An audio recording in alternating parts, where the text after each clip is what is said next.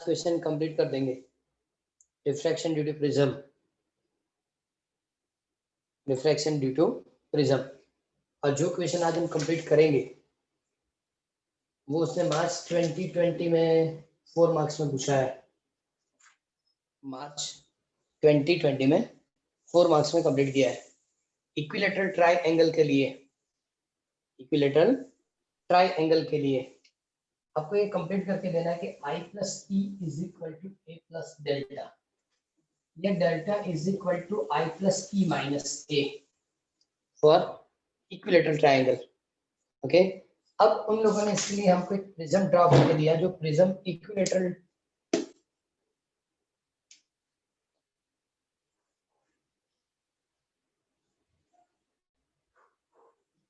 ए point, B और सी, ये perpendicular line on a surface PQ, incident ray, refracted रे,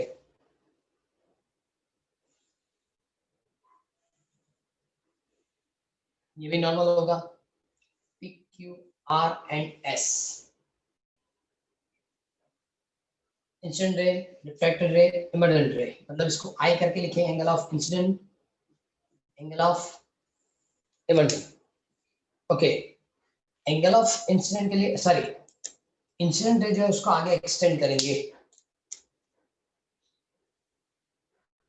इसका मतलब प्रिज्म नहीं रखेंगे तो इस सेक्शन में आगे जाएगा। ओके, और इसी तरह से ये इमर्जेंट रे उसको भी आगे एक्सटेंड करो। ये दोनों के बीच के जो एंगल है उसको डेल्टा करके लिखा जाएगा, इस एंगल को डेल्टा बताया जाएगा। ये वाली पॉइंट में यहाँ लिख रहा हूँ कैपिटल R, PQRS। ओके, इस एंगल को R1, ये वाली एंगल R2, एंगल R1 और R2, ये N, इस पॉइंट को हम M लिख रहे हैं। फिर से डायग्राम में इक्विलेटरल ट्रायंगल मतलब prism ABC। Okay, incident ray PQ, refract होने के बाद QR की ओर जाएगा और बाद में इमर्जेंट रे मतलब RS की तरफ बाहर निकल जाएगा। लेकिन इंसिडेंट रे आगे एक्सटेंड करो, ये इमर्जेंट रे आगे एक्सटेंड करो, ये एंगल मिलेगा और deviation angle, angle of deviation delta करके लिखा जाएगा। ओके, सबसे पहला हमें ये इक्वेशन कंप्लीट करके देना है। I plus E, angle of incident, angle of emergent. Okay, I plus E is equal to A plus delta, A मतलब एंगल ऑफ प्रिज्म, इक्विलेटरल मतलब A इक्वल टू B और C की value equal होगी, 60 degree mostly होता है। Okay, तो angle of A मतलब angle of A मतलब जो लिखा हो प्रिज्म एंगल है, डेल्टा डेविएशन एंगल, डेविएशन मतलब इंसिडेंट रे इमर्जेंट रे के बीच की वाली जो एंगल है उसको डेविएशन एंगल बताया जाएगा। ओके, सबसे पहले जो स्टार्ट में उन लोगों ने लिख के दिया एंगल A, एक चीज और भी है इस डायग्राम से, एंगल AQN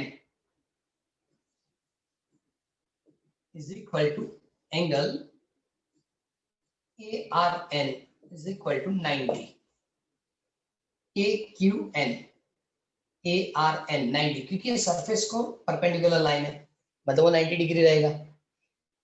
जब ये 90 डिग्री है तो इसका मतलब ऐसा होगा कि angle A plus angle QNR is equal to 90। अब देखो AQNR इसमें कितने एंगल होंगे? 4, 1, 2, 3 एंड 4। ये 90 है, ये भी 90 है, so remaining angle A plus angle QNR की वैल्यूएशन क्या हो जाएगी? 90 होगी। लेकिन for triangle QNR, for triangle QNR, QNR एक काम करते हैं, MR लिखते हैं।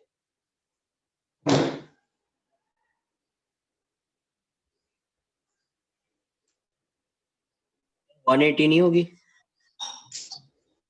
इसके बाद कर 90 डिग्री नहीं, 180।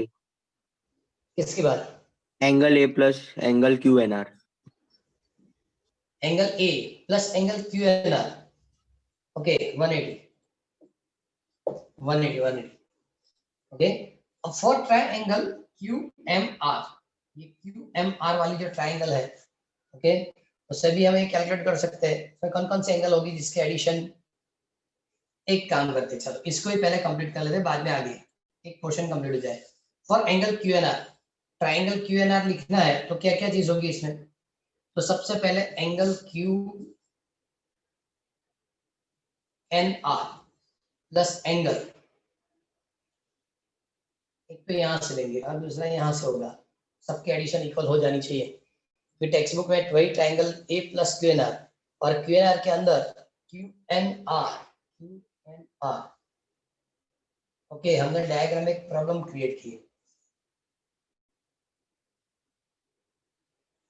परपेंडिकुलर वाली लाइन ये है, तो ये इंसिडेंट होगा तो रिफ्लेक्टेड यहाँ आना चाहिए R1 और यहाँ R2 होना चाहिए। चेक करो फिर से, क्योंकि ये परपेंडिकुलर लाइन, तो ये इंसिडेंट हो तो इस तरह से रिफ्लेक्ट होना चाहिए, और सेकंड सरफेस के लिए ये इंसिडेंट तो ये इमरजेंट होना चाहिए, मतलब R1 R2 यहाँ होगा, इसलिए टेक्स्ट बुक के साथ वो मैच नहीं हो रहा। देखो चलो अब हो जाएगा। फिर से क्या बताया मैंने, फिर से बता, QN AQN ARN वो तो 90, मतलब ये दोनों लेफ्ट हो गए। Angle A plus angle QNR, angle A plus angle QNR is equal to 180। अब फॉर ट्रायंगल QNR करके लिखेंगे। फॉर ट्रायंगल QNR तो इसमें दो एंगल तो R1 R2 है, R1 plus R2 plus QNR is equal to भी 180 होगा। एक एंगल R1, सेकंड R2 और third QNR is equal to क्या होगा 180। ये भी 180 है, ये भी 180 है, तो दोनों इक्वल होगा। इसका मतलब A plus QNR is equal to R1 plus R2 plus QNR। ठीक आंसर। इसका मतलब क्या हुआ, angle A is equal to angle R1 plus angle R2, या A is equal to R1 plus R2, ऐसा हम लिख सकते हैं। A is equal to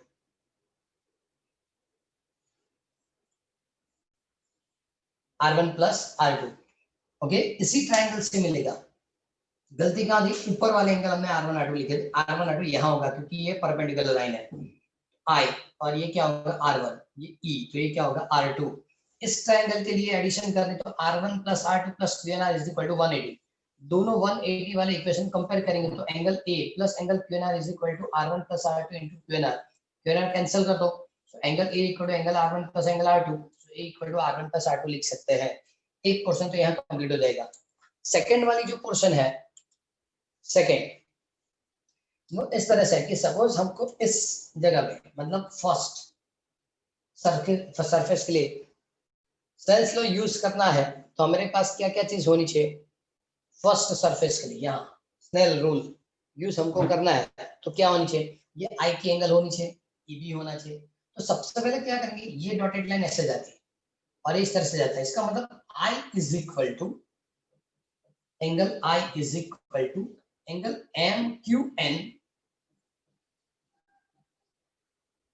MQN minus R1। फिर से I is equal to MQN minus लिखेंगे प्लस,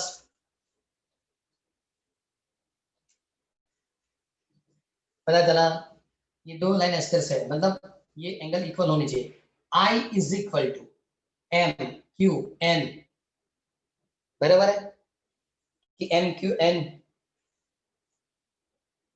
अब बराबर है I is equal to MQN, I is equal to ऐसे क्रॉस करेंगे, I इज इक्वल टू क्या होगा MQN कंप्लीट।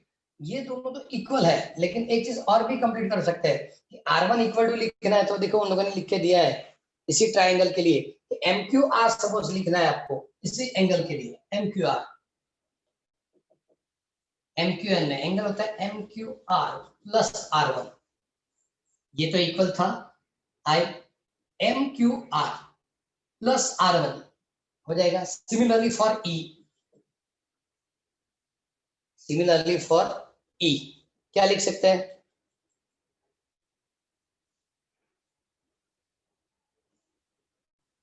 ई को क्या लिख सकते हैं, दोनों क्रॉस करेंगे, ये दोनों क्रॉस होंगे तो पहले तो E equal to M R N, angle M R N, but E is equal to angle M R Q plus R two M R Q plus R two, इस तरह की कैलकुलेशन होगी। ओके अब एक चीज और, ये मैंने इसलिए आपको लिख के दिया कि आप ये दोनों से angle M Q R is equal to I minus R one लिख सकते हैं। सिमिलरली ये दोनों से मतलब इससे angle M R Q is equal to E minus R two लिख सकते हैं। अब चेक करो कि ये वाला जो ट्राइंगल है, for triangle M Q R delta क्या होगा बोलो, एक्स्ट्रा एंगल, इस ट्राइंगल के लिए डेल्टा एक्स्ट्रा एंगल होगा, इस ट्राइंगल के लिए डेल्टा क्या होगा, एक्स्ट्रा। अब डेल्टा एक्स्ट्रा तो डेल्टा की वैल्यू क्या होती है, इंटर एंगल के एडिशन बराबर, इंटर कौन कौन से, so M Q R plus M R Q,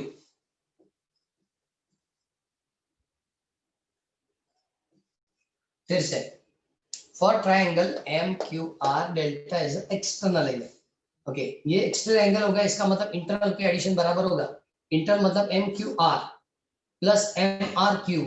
okay यहाँ ये दोनों की वैल्यूएशन ऐड कर दो, so delta is equal to M Q R, M Q R is I minus R one, M R Q so E minus R two, and therefore delta is equal to I plus E minus, so R1 plus R2, and therefore delta is equal to I plus E minus A, because A equal to R1 plus R2, and therefore I plus E is equal to A plus delta, I plus E equal to A plus delta। Practical के अंदर ये practical होता है, पूरा diagram बनाना होता है, different different angle के लिए प्रैक्टिकल कंप्लीट करना पड़ता है और चेक करना है कि I plus equal to A plus delta होता है कि नहीं। ओके तो सबसे पहले टेक्स्ट में ये क्वेश्चन जो दिया यहाँ तक की सिंप्लीफिकेशन इस नंबर में बता रहा हूँ, 330 से start the reflection through a prism. Okay उन्होंने फटाफट कैलकुलेट करके बताया, आई प्लस ई माइन, इसने यहाँ तक लिखा delta is I plus E minus delta, उतना कंप्लीट करो। बाद में उसके बाद आगे एक सेकेंड क्वेश्चन भी है जिससे हमको रिफरेंट इंडेक्स के लिए इक्वेशन कंप्लीट करके देना है, डिफरेंट इंडेक्स की इक्वेशन पहले ही कंप्लीट कर दूं। ये मार्च 2020 में क्वेश्चन पूछा है।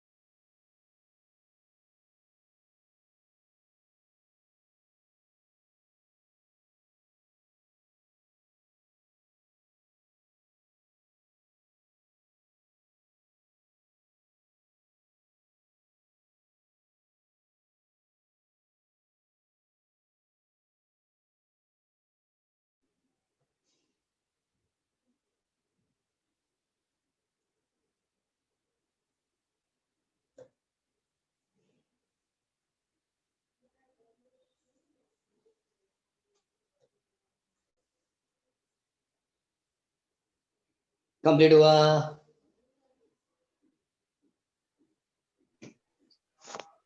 हाँ सर। पेज नंबर पढ़ा कि थियरी पढ़ी?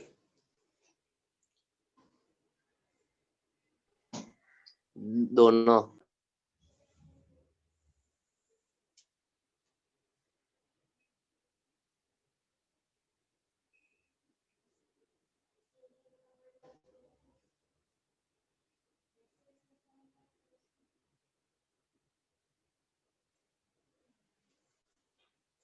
ऐसे प्रूव करने की मेथड में सबसे पहले तो क्या चीज बताई कि सपोज आप ये दोनों एंगल को मतलब राइट एंगल ट्रायंगल, ये जो है राइट एंगल बताएंगे कि Q N is equal to A R N is equal to 90, तो इसमें दोनों की addition A plus Q N R is equal to 180, A plus Q N equal to 180। अब for triangle Q N R, Q N R, so R one plus R two plus Q N R equal to 180, R1 plus R2 plus QNR is equal to 180। तो ये भी 180 था, ये भी 180 था, compare किया, QNR cancel हो गया, A equal to R1 plus R2।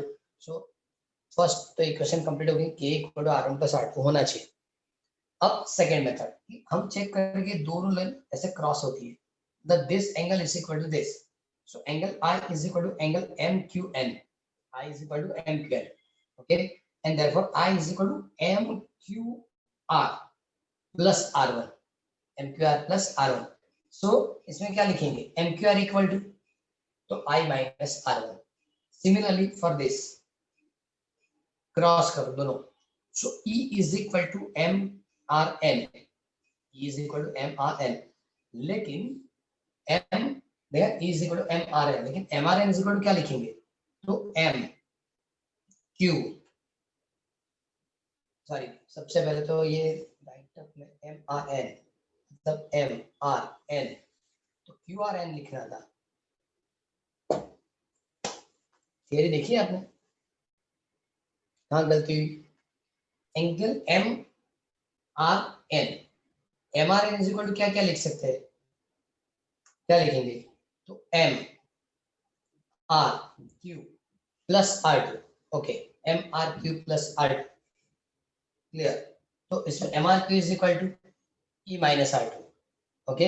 अब बता के for triangle MQR, delta extra angle है, इंटरनल का एडिशन बराबर होगा, so delta is equal to this plus this, ये दोनों को डेल्टा 1 डेल्टा 2 भी लिख सकते हैं डायग्राम में, सपोज आपको लिखना हो तो ये डेल्टा 1 और ये डेल्टा 2 लिख सकते हैं।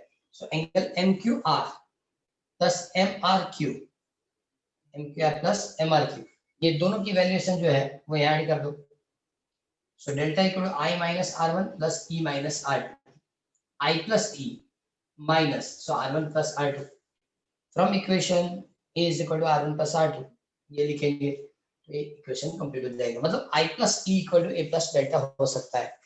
डिफरेंट डिफरेंट I की वैल्यू आप लेंगे, लैब में जब प्रैक्टिकल करना होता है तो सबसे पहले प्रिज्म बनाया जाता है, परपेंडिकुलर लाइन ड्रॉ करेंगे, ये एंगल आप 30 से स्टार्ट करें, 30, 35, 40, 45, 50, 55, 60 तक जा सकते हैं, 6 to 7 रीडिंग मिनिमम लेने पड़ेंगे। तो सबसे पहले आप ये परपेंडिकुलर लाइन ड्रॉ करेंगे, ये वाली एंगल में 30 डिग्री ली, 30 यहाँ दो पिंस रखेंगे और यहाँ से चेक करेंगे, ओके। ये दो पिन वाली लाइन पहले से एक्सटेंड कर दो, ये दोनों की इमेज यहाँ से दिखाई देगी, तो आपको और दो पिन यहाँ रखनी है और बाद में इसको एक्सटेंड करो, तो दोनों के बीच की जो एंगल आएगी सबसे पहले वो डेल्टा मिलेगी। ये लाइन जहां इंटरसेक्ट होती है वहां परपेंडिकुलर लाइन ड्रॉ कर दो, तो आपको एंगल ई मिलेगा, आई हो गया, ई हो गया, delta A equal to 60, check करो I plus E equal to plus delta होता है, 2 3 से ज्यादा डिफरेंस नहीं आना चाहिए, इधर और इधर के बीच में 2 या 3 प्लस और माइनस से ज्यादा नहीं चाहिए, वरना रीडिंग गलत हो जाएगी, ओके।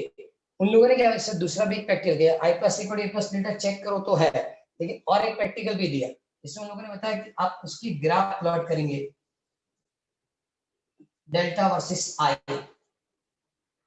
डेल्टा वर्सेस आई, ये ग्राफ आप प्लॉट करेंगे, जो ग्राफ प्लॉट करेंगे इस तरह से पैराबोला देगी।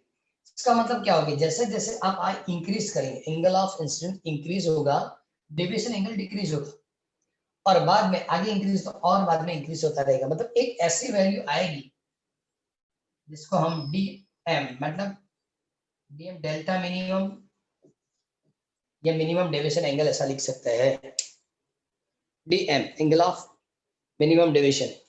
ओके, ये वैल्यू हमको कैलकुलेट करके देना है। ओके, एक चीज और भी है कि जब ये वैल्यू मिलती है तब I इज इक्वल टू ई हो जाता है।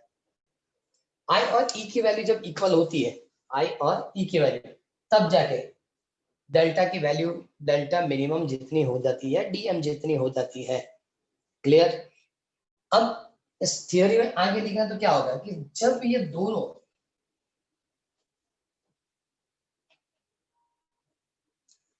जब I इक्वल टू E होता है तब delta is equal to DM and R1 is equal to R2 is equal to R। अभी मैंने डायग्राम बना था, आप चेक करोगे जब डायग्राम मैंने कंप्लीट करके दिया था तो ये जो लाइन थी ना इसको पैरेलल थी। ये प्रैक्टिकली पता चलता है जब डेल्टा इक्वल टू डेल्टा मतलब दोनों लाइन पैरेलल मिलेगी।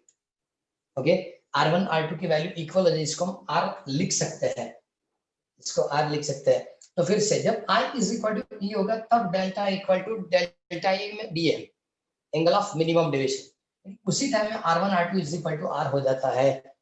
ओके, तो सबसे पहले A इज इक्वल टू क्या लिखेंगे, R1 plus R2 is equal to 2R, because R तो 2R हो जाएगा, and therefore R is equal to क्या लिखेंगे, A बाई 2। R की वैल्यूएशन क्या हो जाएगी, A अपॉन 2। ओके, बाद में वो वाली इक्वेशन यूज करो, delta is equal to I plus E minus A, but ये दोनों वैल्यू क्या होगी, इक्वल, तो I is equal to E या E is equal to I, जो भी लिखना लिख सकते हैं। ओके, तो इसका मतलब डेल्टा, हाँ ये कब लिखेंगे वो भी रह गया, जब delta is equal to DM होगा तब I is equal to E होगा, and therefore dm is equal to 2I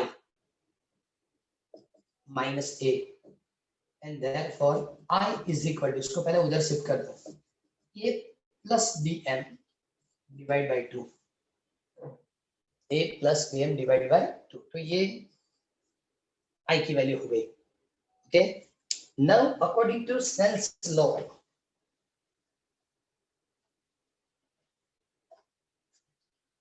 कौन सी इक्वेशन थी, स्नेल्स लॉ वाली इक्वेशन कौन सी थी, रिफ्रैक्शन में दो रूल दिए थे, फर्स्ट तो incident ray, normal, refracted ray all are in same plane, and second statement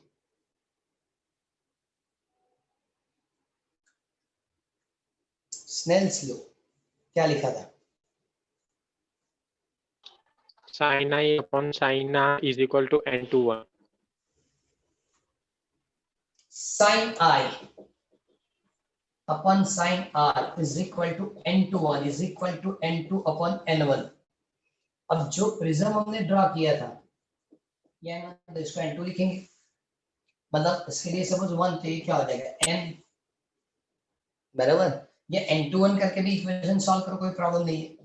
चलो sin I is equal to क्या मिला, a प्लस डेल्टा m या dm divide by 2 upon R is equal to sin a bye 2 and that is equal to n to 1, equal to क्या लिख सकते हैं, n to 1। लेकिन एक चीज और भी है कि सपोज ये हम जो प्रैक्टिकल करेंगे तो एयर मीडियम मतलब 1, ये n, तो डिफरेंट एक्स ऑफ प्रिज्म करके भी कैलकुलेट करना तो हो सकता है, different x of prism is equal to sin a plus dm divide by 2 upon sin a bye 2। अभी जो मैंने ग्राफ प्लॉट किया था I और ये डेल्टा,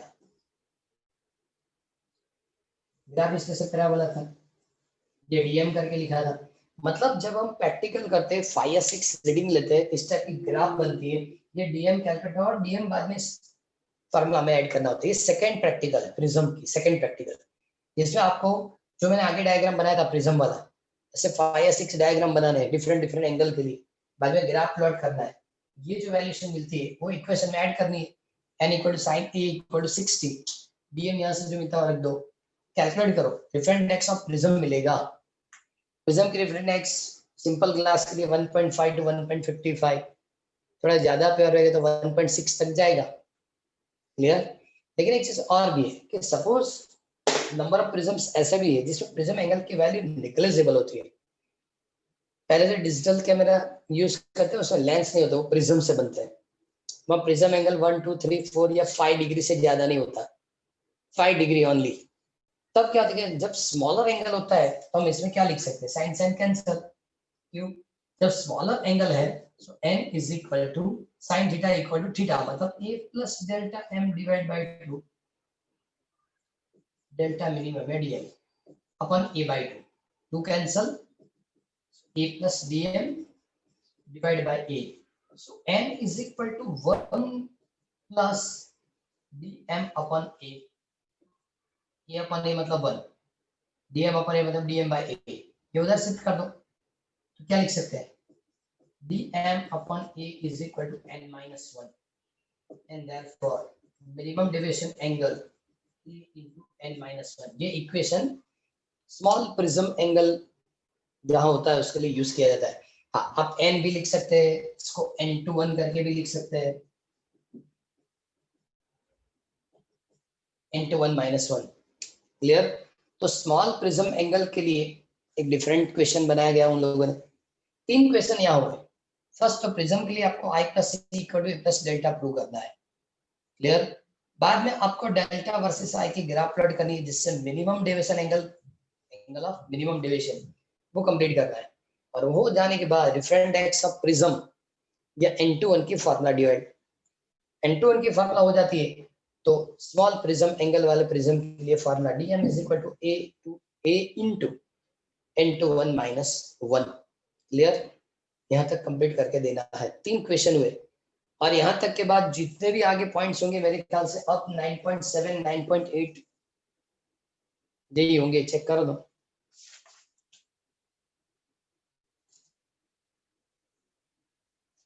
9.7 9.8 ये दोनों टॉपिक कैंसल है, मतलब आगे चैप्टर जो है वो बोर्ड एग्जाम नहीं पूछेगी। यहाँ तक कंप्लीट करना है, पहले सभी कंप्लीट कर लो, चलो जल्दी।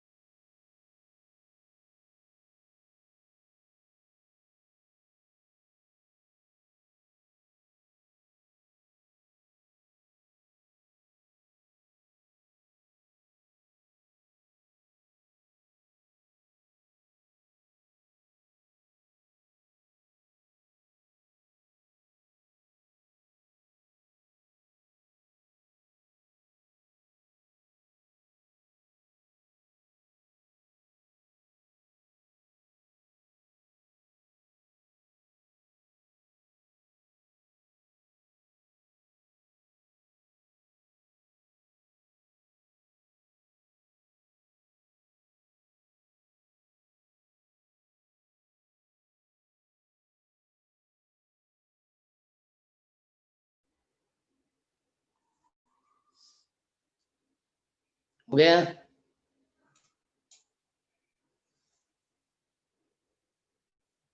पढ़ लिया बाकी? पढ़ लिया सर। देखो इसमें एक चीज और लिख के दी थी कि I is equal to E तब delta is equal to delta M. देखो उस इक्वेशन को भी सॉल्व करके देख, ऐसा क्यों? तो delta is equal to I plus E minus A. Suppose D delta is equal to D I plus D E D A. तो एक सिंपल चीज है कि डेल्टा मिनिमम मैक्सिमम वैल्यू जो होती है वो कांस्टेंट होती है, फिक्स। ओके, तो ये फिक्स वैल्यू हो गई। अब फिक्स वैल्यू के लिए डेरिवेटिव क्या हो जाएगा? Zero.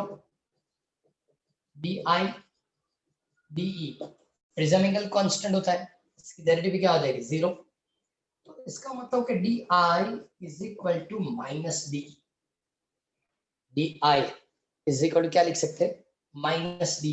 And therefore I is equal to minus E भी लिख सकते हैं। मतलब जितना ये इंक्रीज होगा उतना वो चेंज होगा, ऐसा हम बता सकते हैं? नहीं, ये दोनों की जो वैल्यूएशन है चेंज की वो इक्वल होगी। अब उन लोगों ने फॉर मैग्नीट्यूड लिखना है तो I is equal to E लिख सकते हैं।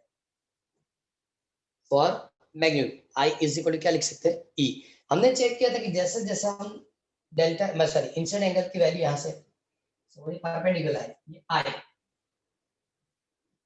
तो जैसे जैसे पहले इंक्रीज करेंगे तो वहां भी चेंज तो होगा। जैसे पहले ये इंक्रीज करेंगे तो क्या होता जाएगा? डिक्रीज होता जाएगा।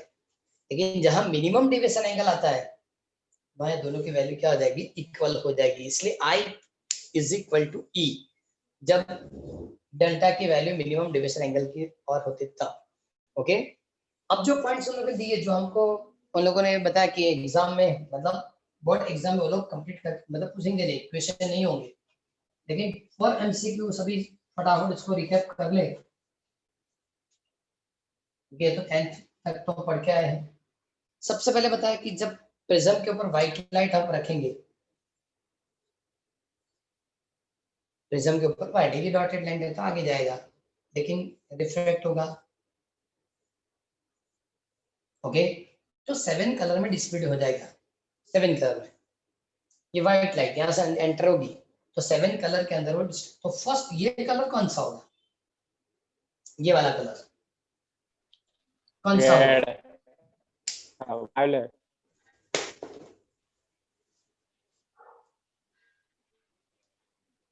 Violet. रेड, वायलेट, बाद में क्या?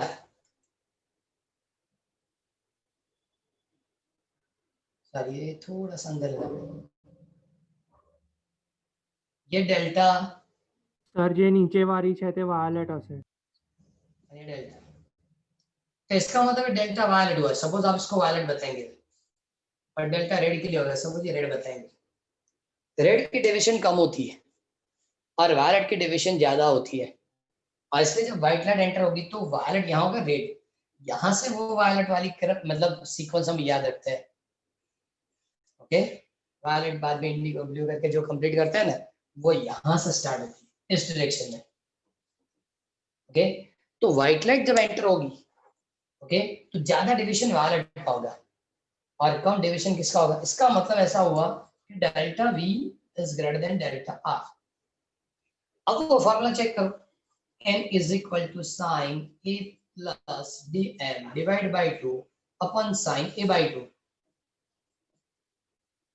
तो इसके अंदर क्या होगा कि A बाय 2 रिमेन कांस्टेंट, लेकिन D जिसके लिए मतलब डेविएशन एंगल जिसके लिए ज्यादा है, जिसके लिए ज्यादा, उसकी रिफरेंट एक्स ज्यादा मिलेगी, और जिसके लिए कम उसकी रिफरेंट एक्स कम मिलेगी। इसका मतलब क्या लिखेंगे? N V is greater than N R. Violet light के लिए जो आपको रिफरेंट एक्स मिलता है उसके लिए कम मिलेगा एन आर, रेड के लिए क्या हो जाएगा? कम हो जाएगा। मतलब डिफरेंट कलर के लिए रिफरेंट एक्स की वैल्यू डिफरेंट हो सकती है। डिफरेंट कलर के लिए रिफरेंट एक्स की वैल्यू थोड़ी बहुत चेंज होगी, क्योंकि डेविएशन एंगल चेंज होगा, इसलिए आपको मटेरियल के लिए भी आंसर क्या मिलेगा? चेंज होता जाएगा। क्लियर? पता चला? ओके, ये सब चीज जैसे से प्रैक्टिकली पता नहीं तब इजिली पता चल जाती है कि हाँ इस तरह से हो सकता है। क्लियर। एक चीज और भी है कि इससे बता सकते हैं किस लाइट के लिए वेलोसिटी ज्यादा होगी।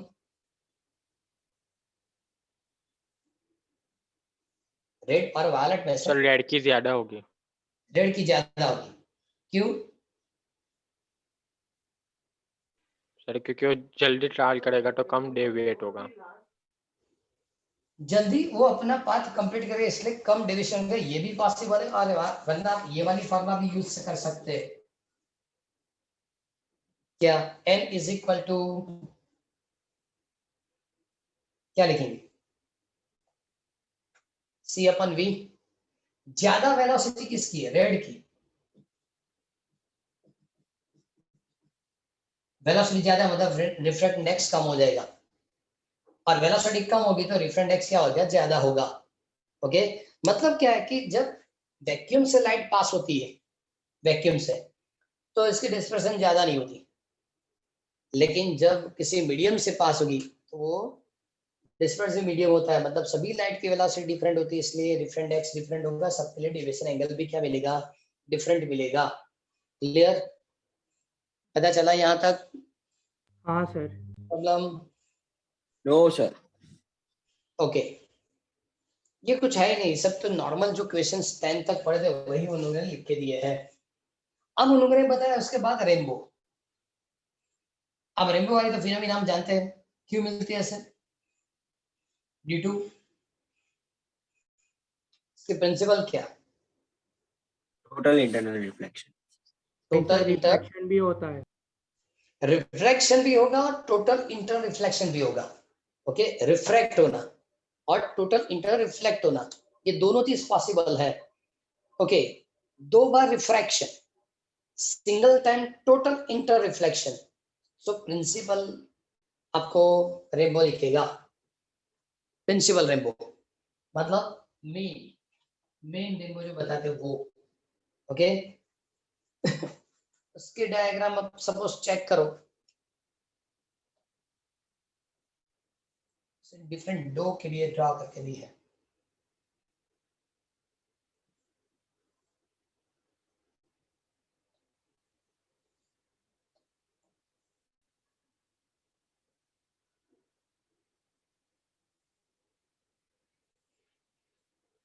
पहले तो वो यहाँ से रिफ्रैक्ट हुआ। क्लियर? और रिफ्रैक्ट के बाद ये टोटल इंटर रिफ्लेक्शन हुई। यहाँ से भी थोड़ी बहुत डिविएट होती है।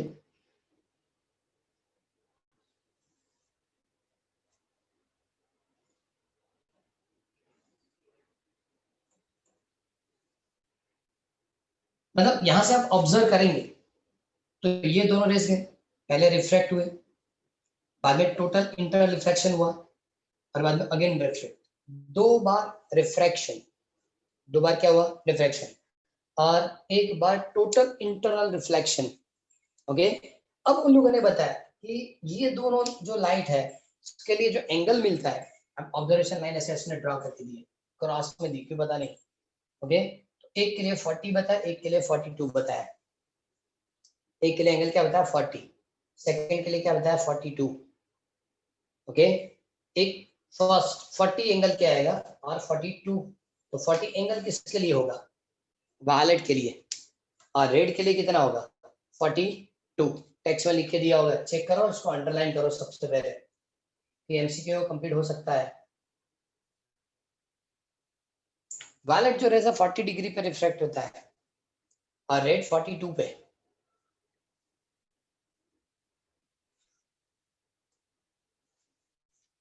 आज से उन लोगों ने बताया कि जब ये मेन रेड को अब चेक करेंगे तो रेड ऊपर रहेगा और वायलेट नीचे रहेगा। रेड कहाँ रहेगा? ऊपर, वायलेट नीचे रहेगा।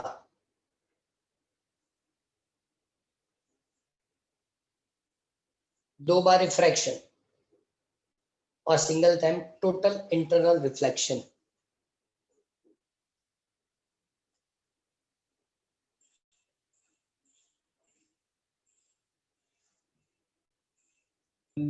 और बाद में प्राइमरी रेनबो भी कभी कभी दिखता है। प्राइमरी रेनबो के लिए उन लोगों ने क्या बताया कि ये single time total internal reflection की जगह 2 बार टोटल इंटर रिफ्लेक्शन होगा। कितनी बार? 2 बार। डायग्राम कुछ इस तरह से ड्रॉ करके दिया है।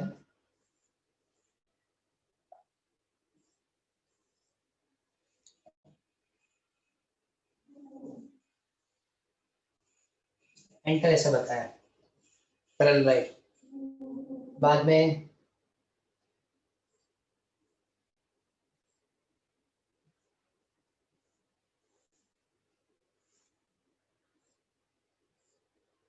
कितनी बार टोटल रिफ्लेक्शन हुआ? 2 बार।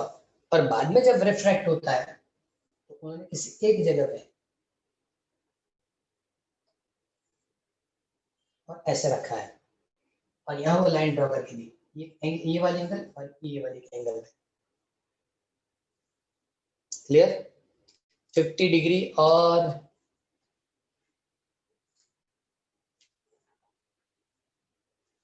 कौन कौन से एंगल दी? 50 डिग्री और सेकंड 53, 50 डिग्री और 53। रेड के लिए 50, वायलेट के लिए 53। रेड के लिए 50, वायलेट के लिए 53। उससे पहले में रेड और वायलेट की एंगल क्या थी? 40 और 42. 40 और 42। और यहाँ रेड और वायलेट के लिए बताओ क्या लिख के दिया? 50 and 53. तो देखो कि यहाँ हाईएस्ट वैल्यू रेड के लिए, स्मॉलर वैल्यू वायलेट के लिए। यहाँ स्मॉलर वैल्यू रेड के लिए और वो वायलेट के लिए होता है। तो सीक्वेंस क्या होगी? कलर की सीक्वेंस क्या होगी?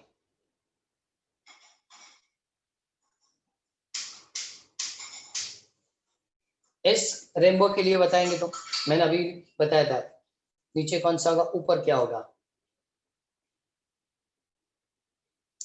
नीचे वायलेट, ऊपर कौन सी होती है? रेड। और बाद में कलर की जो सीक्वेंस है वो इंटरचेंज हो जाती है।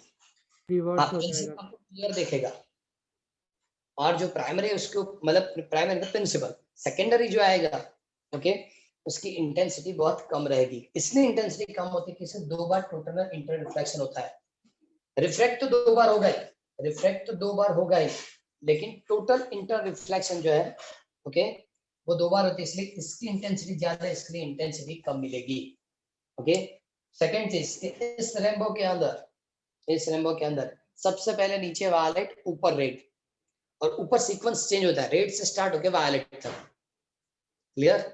आप जैसे सेमी सर्कल में चेक करेंगे तो पहले वायलेट और बाद में कलर रेड, प्रिंसिपल ऐसा रहता है। लेकिन उसके साथ ही वो रेड मिक्स हो जाता है और ऊपर वायलेट, मतलब यहाँ पे इंटेंसिटी है वो इंटेंसिटी बहुत लो रहती है। ये क्लियर दिखता है कि ये मेन है और ये सेकेंडरी है। क्लियर? तो ये सिर्फ एंगल वाली और कलर की सीक्वेंस वो आपको क्लियर याद रखना है। सेकेंड, मेन रेनबो के अंदर 2 बार refraction, single time total inter reflection. Okay. और सेकेंडरी के अंदर 2 रिफ्रैक्शन एंड 2 बार क्या होगा? टोटल इंटर रिफ्लेक्शन होगा। ये जो लोगों ने लिख के दिया ना उसको एक बार अंडरलाइन कर दो। ये जितने जितने पॉइंट्स दिए वो एक बार अंडरलाइन कर दो और चेक करो कि डायग्राम में पता चलता है कि मेन चीज डायग्राम है।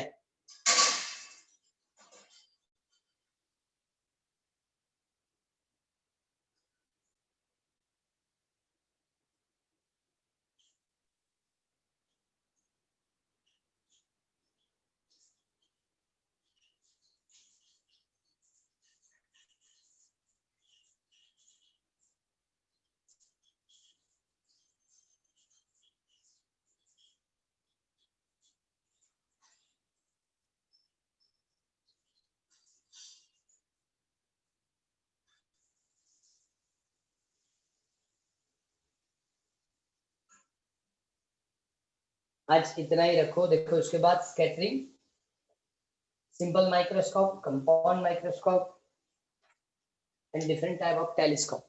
इतना वर्क बाकी है। इस वीक के अंदर किसी भी तरह थियोरी कंप्लीट कर देनी है। क्लियर? आज इतना रखूं।